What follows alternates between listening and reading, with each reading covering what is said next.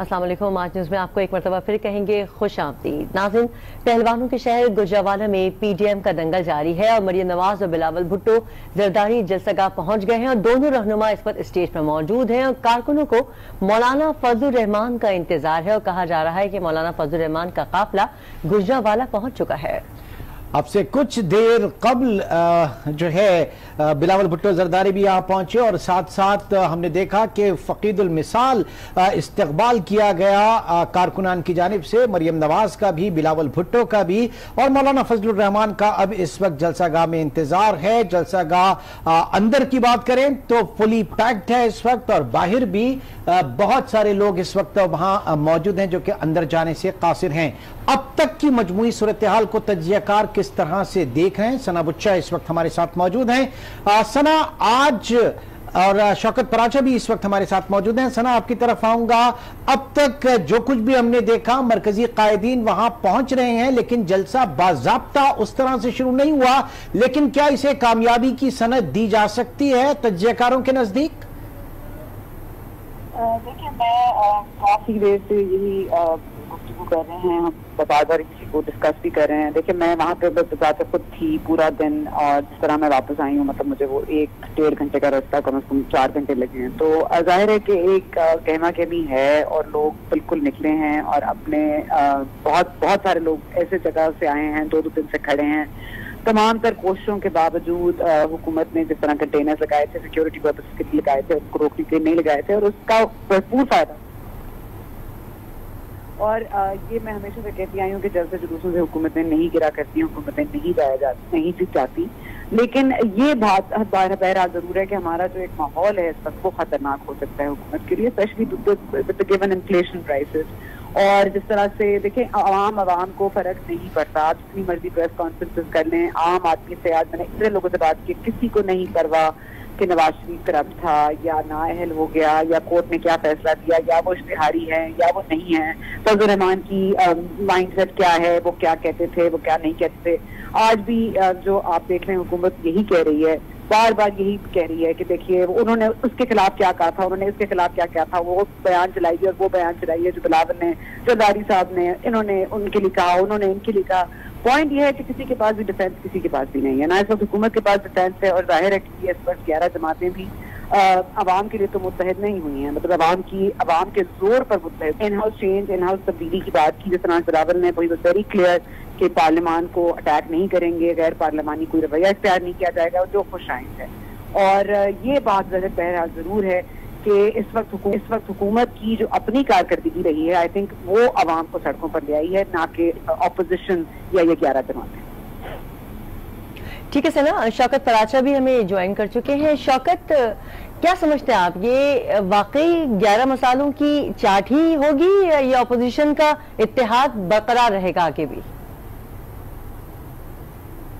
देखें, ये पाकिस्तान में ना कोई पहली बार इत्तेहाद बना है किसी हुकूमत के खिलाफ और ना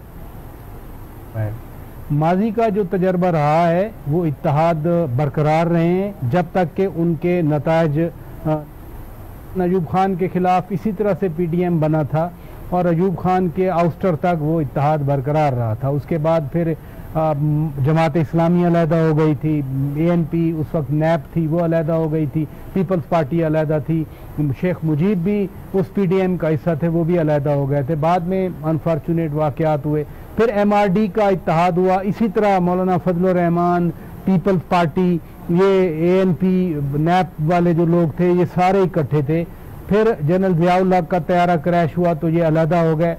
जनरल परवेज मुशर्रफ के खिलाफ एआरडी बना, अभी की बात है हमारे सामने, alliance for restoration of democracy, Noon league और पीपल्स पार्टी मेन थे, बाकी लोग भी थे। लेकिन आपने देखा 2008 का जब इलेक्शन हुआ, जनरल मुशर्रफ की वर्दी उतर चुकी थी तो उसमें फिर नून लीग और पीपल्स पार्टी आपस में लगे रहे। तो ये जो अचारिया कहा जा रहा है, मिक्स अचार कहा जा रहा है, इनको फिक्र करनी चाहिए कि ये जमातें आपस में एक दूसरे को मैदान में घसीटने के नारे लगाया करती थी, लेकिन आज वो एक स्टेज पे इकट्ठी हो चुकी हैं।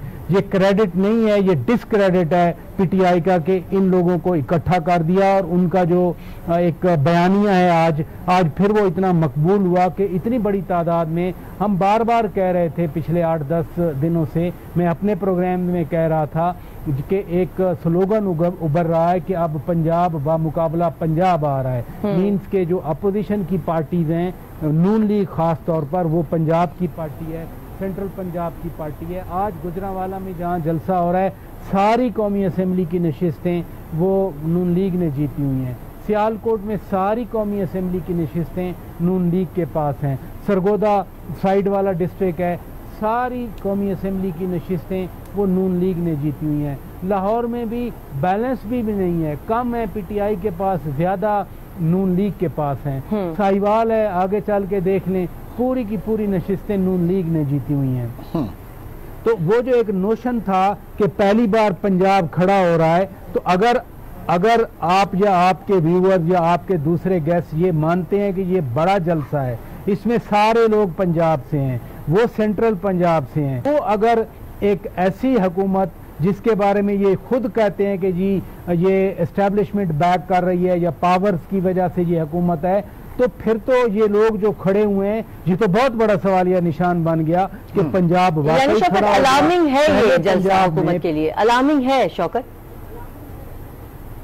जी। सर्टेनली हुकूमत को फिक्र करनी चाहिए कि अगर आगाज, शुरुआत, मोमेंटम, कहते हैं ना कि आहिस्ता आहिस्ता मोमेंटम बनता है, लेकिन पहला जलसा ही इतना बड़ा हो गया। अभी परसों आपके शहर कराची में होना है, वहां पर तो मौलाना ने कितने बड़े बड़े जलसे किए हैं। टोटल अपने JUI के वर्कर्स होते थे।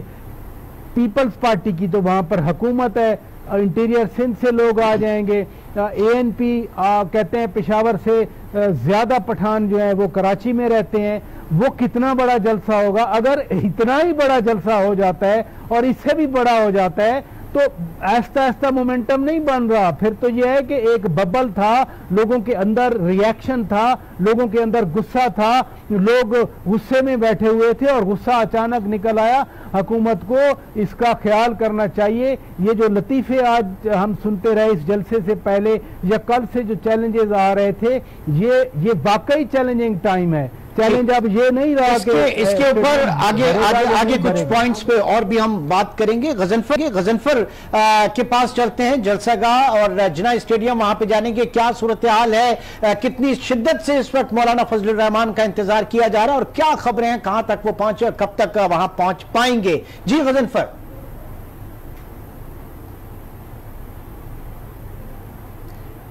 आप हमें सुन पा रहे हैं? गालिबन गजनफर खान हमारी मुकत्ता हुआ। शौकत पराचा, आपकी तरफ आता हूं। जो इस वक्त बात की जा रही थी अलायंस की, ऑपोजिशन के अलायंस की, ट्रैक अगर देखें तो वो कोई मिसाली नहीं है। यही तीन जमातें एक दूसरे के खिलाफ जो है वो हुकूमतों के गिराने में एक बड़ा वाज़ेह किरदार नजर आता है। पिछले ट्रैक्स में अगर बात करें, नाउ हुकूमत जब हम कह रहे हैं कि एक बहुत हॉट वाटर्स में आ सकती है, तो उसकी अपनी स्ट्रेटेजी इस हवाले से क्या होगी? क्योंकि इन जमातों का जो ट्रस्ट डेफिसिट है वो आपने सेनेट के इलेक्शंस में भी देखा, वो आपने फैटफ के बिल्स पास होने में भी देखा। तो अब हुकूमत के पास क्या ऑप्शंस होंगे? क्योंकि इतनी जल्दी गुड गवर्नेंस तो नहीं आ सकती, इतनी जल्दी गुर्बत भी खत्म नहीं हो सकती, तो सूरत हाल को डिफ्यूज वो किस तरह से करेगी? पहले तो ट्रैक वाली बात है। 90s में तो ये एक दूसरे की हुकूमत गिराते रहे। फिर आपने देखा कि एक चार्टर ऑफ डेमोक्रेसी हुआ था, बाद फिर हुकूमतें 5-5 साल रही। पीपल्स पार्टी की हुकूमत 5 साल रही। मियां नवाज शरीफ पंजाब से उठकर जैसे 90s में होता था इधर नहीं आए हुकूमत गिराने के लिए। वज़ीर आज़म अगर तब्दील हुए पीपल्स पार्टी के 2, तो वो not because of the opposition pressure. फिर नून लीग की हुकूमत आई तो पीपल्स पार्टी ने कोई इनके खिलाफ चढ़ाई नहीं की, बल्कि अगर लॉन्ग मार्च आया था, धरना आया था, तो पीटीआई की तरफ से आया था। तो इन जमातों ने माजी से सीखा है। सीखा क्या है कि जिसको अवाम वोट दें वो इलेक्शन के जरिए आए, जिसको वो कहते हैं सही फेयर इलेक्शन या रिलेटिवली फेयर इलेक्शन, तो हम मानेंगे। ये हुकूमत जब आई तो मौलाना फजलुर रहमान का शुरू से ही ख्याल था कि हम असेंबलियों में नहीं बैठे, हम इस्तीफे दे देते हैं। लेकिन पीपल्स पार्टी ने लीड ली, पीपल्स पार्टी ने कहा कि प्लेटफॉर्म पार्लियामेंट है और वो इफेक्टिव भी रहा है। इसी अपोजिशन ने, शहबाज शरीफ ने कहा कि मिसाक मईशत होना चाहिए मुल्क की इकानमी को संभालने के लिए। जो आज इकोनॉमिक प्रॉब्लम्स है हमारे, आमिर आप तो ज्यादा बेहतर जानते हैं, शहबाज शरीफ ने ये पेशकश की थी। बिलावल भुट्टो जरदारी ने जो सिक्योरिटी वाले, लॉ एंड ऑर्डर वाले दीगर मसाइल हैं, फॉरेन पॉलिसी के मसाइल हैं, उन्होंने कहा था कि इमरान खान कदम बढ़ाओ, हम तुम्हारे साथ हैं। कोरोना के मामले पे आपको याद है, आप ही के शहर कराची में बिलावल भुट्टो जरदारी ने प्रेस कॉन्फ्रेंस की थी और उन्होंने कहा था मैं सियासत नहीं करूंगा और वजीर आजम हमारे इमरान खान ही हैं। लेकिन इधर से एक ही हमेशा बात होती रही कि जब भी अपोजिशन किसी रेप्रोशमा की बात करती है, डायलॉग की बात करती है, बातचीत करने की बात करती है, तो कहा जाता है कि वो तो एनआरओ मांग रहे हैं। एक हुकूमत जो बातचीत करने पर भी तैयार नहीं है, वो इकट्ठे बैठने पर भी तैयार नहीं है, तो वो कोरोना के हवाले से भी शौकत, मैंने किसी लीगी रहनुमा को कहते सुना कि कोरोना भी बड़ा सिलेक्टिविटी के साथ आ रहा है और वो मुस्लिम लीग नून को पढ़ रहा है, पीटीआई के लोगों को नहीं पढ़ रहा। मतलब कि गुजरावाला तो आ रहा है लेकिन वो पिंडी नहीं जा रहा। कोरोना तो पहले भी कंट्रोवर्सी बनती रही, कभी खुद इमरान खान साहब फरमाते रहे कि जी ये अशराफिया ने लॉकडाउन करवाया है, हम लॉकडाउन नहीं करेंगे। अब सिंध हुकूमत जो है वो उन्होंने अननेसेसरी प्री मैच्योर लॉकडाउन कर दिया। तो कोरोना तो पॉलिटिक्स का शिकार रहा है, लेकिन बहरहाल कोरोना है, इसमें तो कोई शक नहीं है। कोरोना एक हकीकत है, ये फिक्शन नहीं है। और हम अगर ये कहें कि जी कोरोना नहीं है तो हम जो कहते हैं कि हाथ धोएं, मास्क पहने, तो पब्लिक मैसेज यानी पूरी दुनिया में कोरोना जो है इंसानी मसला बना, इंसानी मसले के तौर पे लिया गया। अनफॉर्चुनेटली पाकिस्तान में इसको सियासी मसला बनाया गया। आप हमारे साथ ही मौजूद हैं, एक बार फिर हम रुख करेंगे जिना स्टेडियम गुजरावाला का। गजनफर खान हमारे नुमाइंदे वहां मौजूद हैं।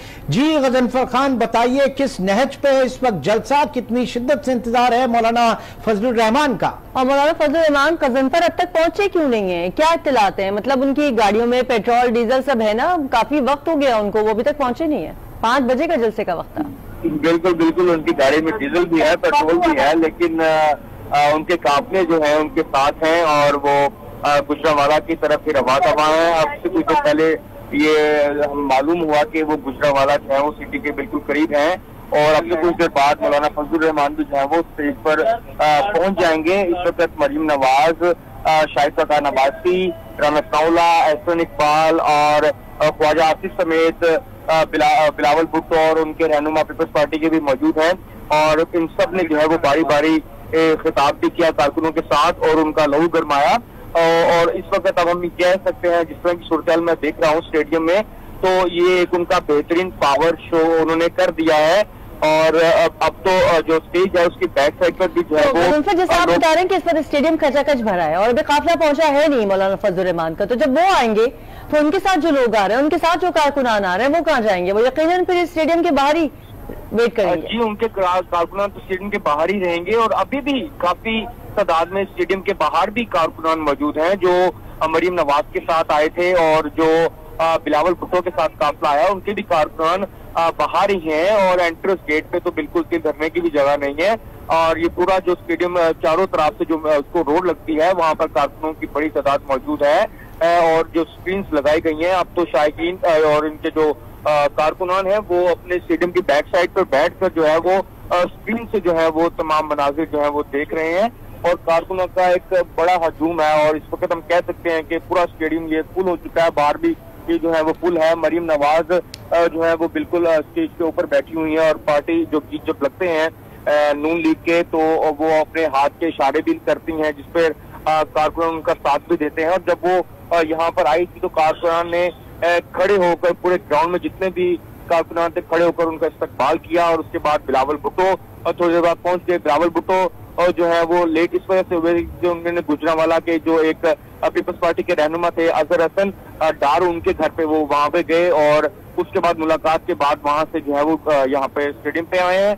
और इस वक्त तमाम जो मेन दो पार्टीज के क़यादत और उनके जो रहनुमा है वो स्टेज पर मौजूद है, जबकि यानी कि मरियम नवाज और बिलावल भुट्टो जरदारी तो जलसागाह पहुंच गए हैं, लेकिन कारकुनों को इंतजार है मौलाना फजलुर रहमान का। मौलाना फजलुर रहमान अब तक जलसागाह नहीं पहुंच सके हैं। मौलाना फजलुर रहमान का शिद्दत से इस वक्त इंतजार किया जा रहा है। उनके आने के बाद ही मरकजी कायदीन जो है उनकी तकरीर का सिलसिला जो है वो शुरू होगा।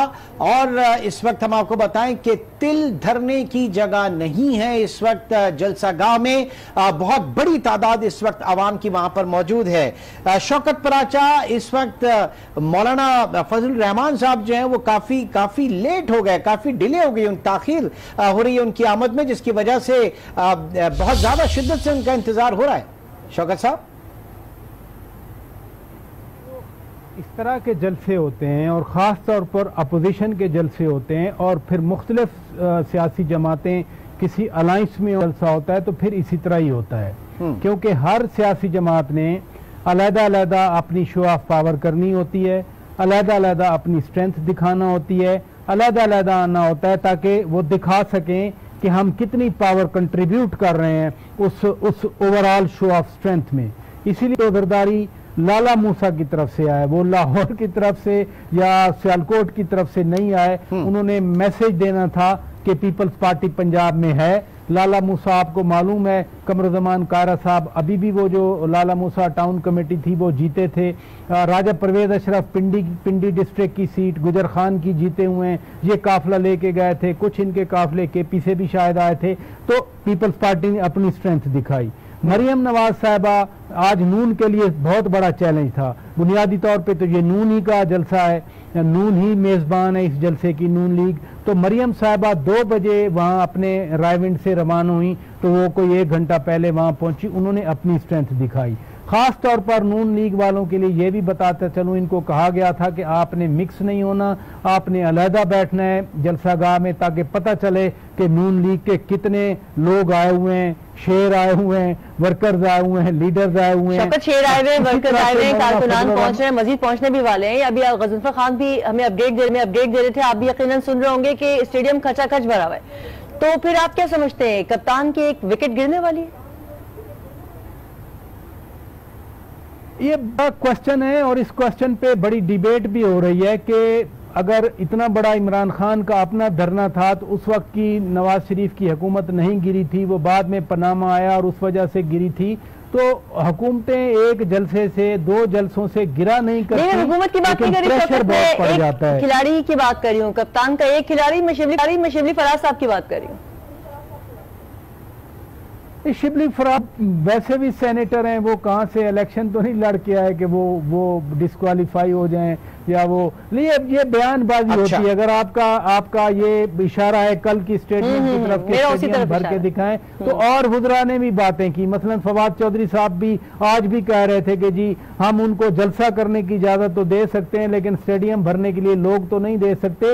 ये इस तरह की पॉलिटिक्स में, सियासी कल्चर में ये टोंट होते रहते हैं, इसमें कोई शौकत पराचा, आज का जो इस वक्त मूड है और आज के बाद अब मेजबान होगी पाकिस्तान पीपल्स पार्टी 18 अक्टूबर के जलसे में, तो इस वक्त कयास किया जा सकता है कि वो कितना चार्ज होगा। आगे भी जलसे तय हैं लेकिन बीच में 1 महीने का गैप है तकरीबन, और वो बड़ा इस तरह की तहरीकों के लिए, इस तरह के मोमेंटम के लिए एक ब्रेक जो है क्या वो अफोर्ड कर पाएंगे या फिर उसमें गैप फिलिंग होगी? आज के इस जलसे में या ये जो आज मॉब है, एक बात तो तय है कि किसी किस्म की सरकारी पेट्रनेज नहीं है इसकी। ये सियासी जमातें हैं और वो सियासी जमातें इन लोगों को इकट्ठा करके लाई हैं जो अताब का शिकार हैं। मसलन नून लीग की मेन जो लीडरशिप है सिवाय मरियम नवाज साहिबा के, बाकी तो सारे या बाहर हैं या बंद हैं, और जो बाहर बैठे हैं उन पर भी केसेस चले हुए हैं। इसी तरह से पीपल्स पार्टी का खुद साबिक सदर आसिफ अली जरदारी बड़ी मुश्किल से कल बचे, वरना तो वो भी गिरफ्तार होने वाले थे, उनको फिर 5 नवंबर तक बेल मिल गई। बाकी उनके शाह साहब, खुर्शीद शाह साहब बगैर किसी सजा के, बगैर किसी रेफरेंस के वो बंद हैं, आपके सामने हैं। तो ये जो लोग आए हैं ये प्योरली अपनी बेसिस पे आए हैं, किसी किस्म की सरकारी मावनत, इनको एआनत हासिल नहीं है। कराची की आप बात कर रहे हैं, ये सवाल तो मुझे आपसे पूछना चाहिए, आप कराची बैठे। बट होपफुली, मैंने पहले आपको एग्जांपल दी, मौलाना ने बड़े बड़े जलसे किए हैं, बड़े बड़े वहां पर रैलीज निकाली हैं। पीपल्स पार्टी की सूबाई हुकूमत है, सिंध हुकूमत उनके पास है, वो इंटीरियर सिंध से लोग मोबिलाइज कर सकते हैं। जो सेंट्रल सिंध है, शिकारपुर, जैकबाबाद, वहां मौलाना के बड़े बड़े मरकज हैं। खालिद सुमरो साहब इंटीरियर सिंध के हैं। खुद वहां कराची में पेशावर से ज्यादा पठान रहते हैं, अचगवई साहब के पठान भी रहते हैं, ANPP के रहते हैं, फिर जो बलोच पार्टीज हैं, नेशनल पार्टी में बलोच भी बड़ी तादाद में रहते हैं। तो मैं समझता हूँ बहुत बड़ा जलसा होगा। ठीक, एक बड़ा जलसा जो है वो उसकी तवक्का की जा रही है 18 को। और इस वक्त सूरत हाल इस जलसागाह के अंदर क्या है और बाहर क्या है, क्योंकि बार बार बात ही की जा रही है कि अंदर तिल धरने की जगह नहीं, बाहर भी बड़ी तादाद में लोग मौजूद हैं। मौलाना साहब के आने के बाद उनमें और इजाफा होगा। एग्जैक्ट वहां पे क्या सूरत हाल है, रेहान शेख की तरफ चलेंगे जो हमें बताएंगे कि जलसागाह के बाहर का क्या माहौल है इस वक्त। जी रेहान शेख। जी बिल्कुल, देख मौजूद हूँ मैं जिन्ना स्टेडियम गुजरांवाला के बिल्कुल बाहर। इस वक्त जो है कायदीन की जानिब से अंदर जलसा जारी है, जबकि जो लोग अंदर नहीं जा सके बड़ी तादाद में कारकुन स्टेडियम के बाहर मौजूद हैं। वैसे तो बहुत जो हुकूमत मुखालिफ मुख्तलिफ किस्म के जलसे हमने कवर किए, लेकिन आज के जलसे की ख़ास बात यह है, यहाँ पर अगर आपको शेर धारता हुआ नज़र आएगा, मुस्लिम लीग नवाज के परचम हैं, तो पाकिस्तान पीपल्स पार्टी के परचम भी हैं, मौलाना फजलुर रहमान के जो है जो परचम है पार्टी का वो, इसी तरह लाल रंग के ANP दीगर जो 11 जमातें हैं उनकी नुमाइंदगी है। और हुकूमत मुखालिफ तहरीक का जो आगाज़ है, उन्होंने पंजाब का चुनाव किया था, सबसे पहले गुजरांवाला का चुनाव किया गया और बतलाया यह गया है कि साबिक वज़ीर आज़म नवाज शरीफ की जब रैली थी इस्लामाबाद से लाहौर, तो गुजरांवाला के मुकाम पर एक बहुत बड़ी रिसेप्शन, बल्कि सबसे बड़ी रिसेप्शन थी। उसके बाद ये कहा गया कि पहला जलसा यहाँ पर ही होगा। उसी तनाजुर में ये जलसा रखा गया है। बड़ी तादाद में स्टेडियम के अंदर लोग मौजूद हैं और इस वक्त जब मैं यहाँ पर मौजूद हूँ, स्टेडियम के बाहर भी लोग मौजूद हैं। हमारी बहुत से लोगों से बात हुई, उनका यही कहना था कि हुकूमत की जानिब से तनकीद की जा रही थी कि वो स्टेडियम भर के दिखाएं। स्टेडियम ना सिर्फ भर चुका है बल्कि बड़ी तादाद में कारकुन यहाँ पर मौजूद हैं और कारकुनों का ये कहना है कि हुकूमत की जानिब से जो बयान दिया गया था, अब वो अपने बयान पर कायम रहें और जिसने ये बयान दिया है उन्हें इखलाकी तौर पर मुस्ताफी हो जाना चाहिए। सबसे पहले सवाल मैं आपसे करना चाहूंगी कि कितने आदमी हैं?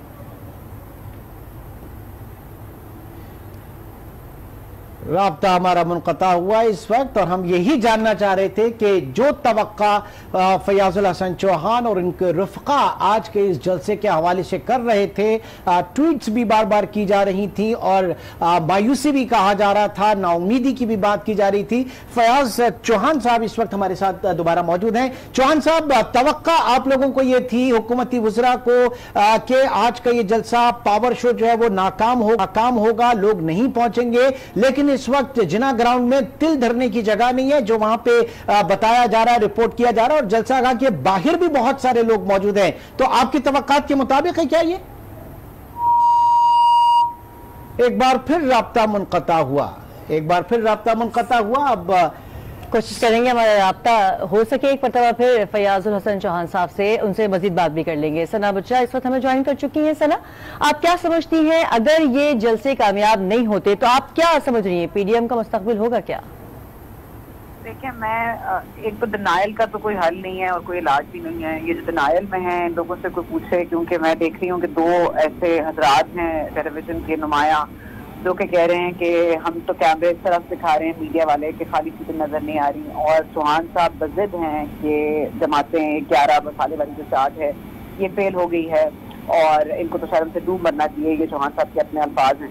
तो मेरा ये ख्याल है कि डिनाइल का तो वाकई मेरे पास इलाज नहीं है। PDM कहाँ जाएगी नहीं जाएगी, लेकिन अगर किसी को आंख देखी चीज पर भरोसा नहीं है तो उनका तो कुछ नहीं किया जा सकता। और जहाँ से बात है कि इनके इत्तेहाद की, तो ये बहुत, जिस तरह आपके रिपोर्टर खुद वहाँ से बता रहे थे कि बहुत खुशाइन बात है कि 11 परचम एक जगह पंजाब जो कि गढ़ है नून लीग का, और वहाँ पे जाहिर है उनकी सपोर्ट नजर आई, लेकिन बाकी लोगों की नुमाइंदगी भी बहुत मायने रखती है और ये एक बड़ी खुशाइन बात है। ये डेमोक्रेसी के लिए बड़ी अहम पेशरफ है और इसको जितना सपोर्ट किया जाए उतना है। और देखिए, एक साइजेबल हम लोगों की बात कर रहे हैं, अवाम ऑपोजिशन के साथ नहीं खड़ी होगी, उससे हम आगे आ गए हैं, क्योंकि अवाम ने अपने ये बड़ा शहर नहीं है, ये कराची लाहौर का जलसा नहीं है, ये गुजरांवाला का जलसा है, जहाँ पहुंचना, जिसके रोड और एक ही जीडी रोड जाती है, जहाँ से लोग पहुंचे हैं और इस तरह से पहुंचे हैं कि इतनी बड़ी तादाद में मौजूद है।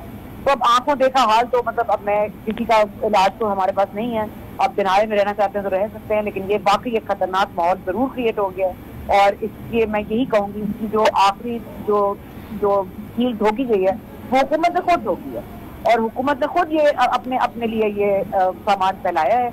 अब हुकूमत ठीक है, सना मुझे हमारे साथ ही मौजूद है। फयाजुल हसन चौहान साहब ने हमें दोबारा ज्वाइन किया। चौहान साहब, आप तवक्का कर रहे थे इतने बड़े जलसे की, क्योंकि ट्वीट्स वगैरह मुसलसल जो आ रहे थे वो नाकामी मायूसी के आ रहे थे कि नहीं होगा, इतने लोग नहीं आएंगे, आपकी तवक्का से ज्यादा लोग आ गए क्या आज? रहीम, देखिए आप जितने दोस्त बैठे हैं सारे माशाल्लाह बड़े सीनियर तजिया निगार है, सना बुच्चा साहिबा भी, शौकत प्राचा साहब भी। ये वो 11 जमातों की मिक्स अचार पार्टी है कि जिसकी एक पार्टी जो है ना आज से 80s की और 90s की दहाई में और 2000 में 48 घंटों के मार्जिन पे मीनार पाकिस्तान भरा करती थी एक पार्टी।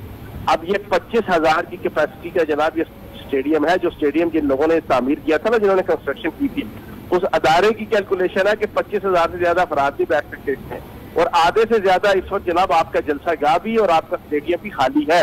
ये तो रात के वक्त और ये जो आपकी रोशनाइयों की चकाचौंध जो है ना वो सारी सिचुएशन है, उसमें आपको पिक्चर क्लियर नहीं आ रही। मैं दावे से कहता हूँ कि 8,000 से ज्यादा बंदा नहीं है, और 8,000 को 11 पे तकसीम करे ना तो 700। तो फयाज साहब 8,000 से स्टेडियम खचाखच भर कैसे गया? आप सना बुच्चा की बात करिए, सना बुच्चा वहां पर मौजूद थी, वो खुद देख कर रही है, और अभी मौलाना फजल रहमान साहब नहीं पहुंचे हैं। फयाज साहब, किरण रिजवी साहिबा, ये किसने कह दिया खचाखच? 700 बंदा हर पार्टी के खाते में आता है, और पूरे पाकिस्तान पे हर पार्टी 700 बंदा इकट्ठा कर सकती है। शर्म से डूबा जाना चाहिए इन्हें। 1 महीना पूरी कैंपेन करके, इसी जमाने में ये 2 दिन के मार्जिन पे जो है ना पूरा मीनार पाकिस्तान भर देते थे एक पार्टी। अब ये 11 पार्टियों का जो है ना मिक्स अचार पार्टी बनी है पीडीएम, और ये मिलके 8,000 से ज्यादा बंदा नहीं इकट्ठा कर सके। चलो आपकी स्टेटमेंट, आपकी तादाद, आप जाहिर है क्या आपका अपना वो एक है पॉइंट ऑफ व्यू है। ये मुझे बताइए कि ये लोग क्यों पहुंचे? इतनी बड़ी तादाद में भी अगर लोग पहुंचे तो क्या ये महंगाई के खिलाफ नहीं पहुंचे, बैड गवर्नेंस के खिलाफ नहीं पहुंचे?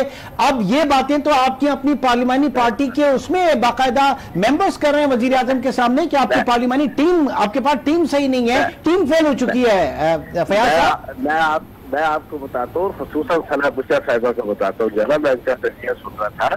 ये बुनियादी तौर पे आया 2 वजूहात से। इन 11 पार्टियों की 2 वजूहात मुश्तरका है। एक इनकी कहानी मुश्तरका है, एक इनका गम मुश्तरका है। कहानी जो है इनकी करप्शन की, और गम एहतिसाब का है।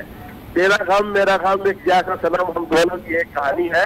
बस ये गम और ये जना इनका कहानी वो सेम है, उसकी वजह से इकट्ठे हुए हैं, वरना इनके तो स्टैंड नहीं मिलते। मौलवी फजल रहमान साहब की अपनी डफली है, बेगम सफदरवान साहिबा का अपना बाजा है, बिलावल जरदारी साहब, ये दोनों आए होंगे फयाज साहब, लेकिन अवाम तो महंगाई के सताए है ना, नहीं मिलते। ये दोनों आए होंगे, लेकिन जो अवाम वहां पहुंची है, जैसा कि आप कह रही हैं कि 8,000 है, चले 8,000 ही, वो तो अवाम से, लोगों से, महंगाई से परेशान होकर हुकूमत से आए ना वहां पर। फयाज साहब, नहीं जनाब, ये कारकुनान भी अपने नहीं इकट्ठे कर सके। मैं आपको बताऊं, मैं सियासी कारकुन हूं, मेरी सारी जिंदगी मारे खाती हुई गुजरी है। मैंने झूठे सच्चे 302, 307 इसी पीपल्स पार्टी नून लीग के खिलाफ तहरीकें चलाते हुए गुजारी हैं। Student politics, youth politics, practical politics. हम तो एक MNA MPA जनाब इतनी गैदरिंग कर लेता है 1 महीने की टारगेट से और 1 महीने के मार्जिन पे। ये वो गुजरांवाला डिवीजन और ये लाहौर डिवीजन और पूरा पाकिस्तान और पूरे कश्मीर से इन्होंने बंदे इकट्ठे किए हैं।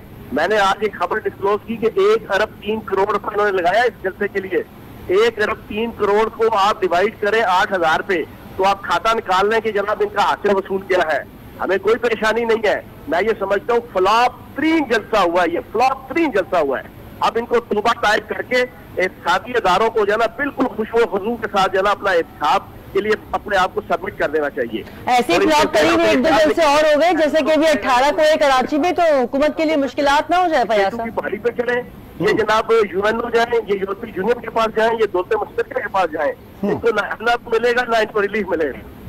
ठीक है, फयाजुल हसन चौहान साहब, और इस वक्त इस मजमे को 8,000 से ज्यादा करार नहीं दे रहे और साथ ही साथ उनका यह भी कहना है कि आवाम किसी महंगाई के उसमें बाहर नहीं आए, ये सिर्फ पॉलिटिकल एजेंडे वजह से ये सामने आए और लोग भी शायद ये इनके अपने नहीं है। फयाजुल हसन चौहान इस वक्त हमसे बात कर रहे थे। जैसे के हवाले से मजीद भी आपको अपडेट देंगे, फिलहाल वक्त हुआ है एक ब्रेक का।